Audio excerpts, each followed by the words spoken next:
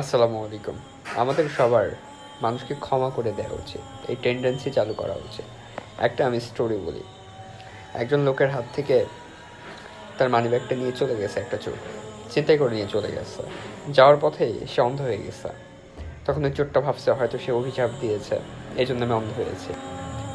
তখন সে ফিরে এসেই তার কাছে আবার ফিরে এসেছে এবং এসে বলতেছে যে আমাকে মাফ করে দেন। তখন বলতেছে আমি তো তোমাকে তো অনেক আগেই মাফ করে দিছি। চোরটা হতভম্ব হয়ে গেছে। সে জিজ্ঞেস করছে আমি চুরি করেছি, আপনি আমাকে মাফ করে দিছেন? সবাই অবাক। তখন সবাই তাকে প্রশ্ন করা শুরু করছে কেন এটা করেছেন। তখন সে বলছে রোজ কিয়ামতের দিন, হাসরের দিনে আমার নবী তো সবার জন্য শাফায়াত করবে, এর জন্য তো করবে, আমার নবীর দেরি হবে না, তাই আমি মাফ করে দিচ্ছি। তাহলে দেখুন ওনার মনে কতটা স্বচ্ছতা, নম্রতা। আমাদের সকলকেই এমন হওয়া উচিত।